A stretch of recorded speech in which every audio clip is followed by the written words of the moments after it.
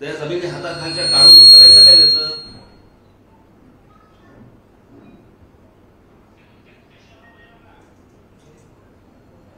मी त्या दिवशी जे सांगितलं, जगामधला कुठचाही तुम्ही इतिहास तपासून बघितला तो भूगोलाशिवाय नाही.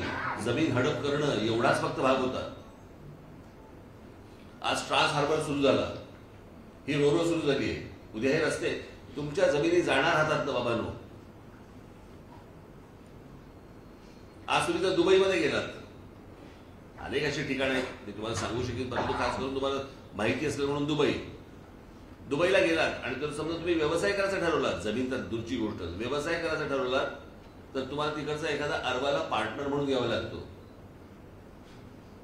मग जर समजा उद्या रायगड जिल्ह्यामध्ये जर समजा अशा प्रकारचे कुठचे व्यवसाय येणार असाल, का नाही तुम्ही पार्टनरशिप मागा? शक्य असतात. मी तुम्हाला ऑप्शन सांगतोय. उद्या पुढच्या तुमच्या सगळ्या पिढ्यांचा विषय संपून जाईल, विषय आटपून जाईल. किंवा नाही येत आहेत पैसे, माझं घर पण आहे इथेच आहे, मी माझ्या गावातच राहतोय, बाकीच्याही गोष्टी मला मिळत आहेत.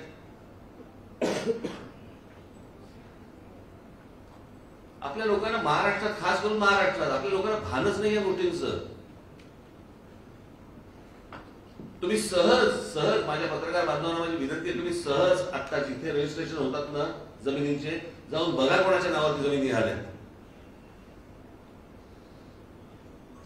आता रायगड जिल्ह्यामध्ये अजून एक धोका म्हणजे तुमचं नेरळ माथेरानच्या पायथ्याशी जा, तिथे इमारती उभ्या राहत आहेत, कोण फ्लॅट घेतात जरा बघा. मराठी लोक आहेत का बघा त्याच्यात.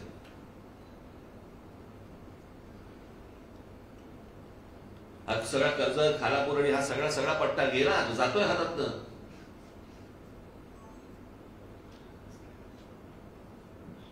माझ्या इथे आलेल्या माझ्या महाराष्ट्र सैनिकांना, तरुणांना माझी हीच विनंती आहे, तुम्ही अलर्ट असलं पाहिजे, सतर्क असलं पाहिजे की काय माझ्या आजूबाजूला घडतंय. मी मागे मी एक उदाहरण ऐकलं होतं की स्वतःच्या भाषेसाठी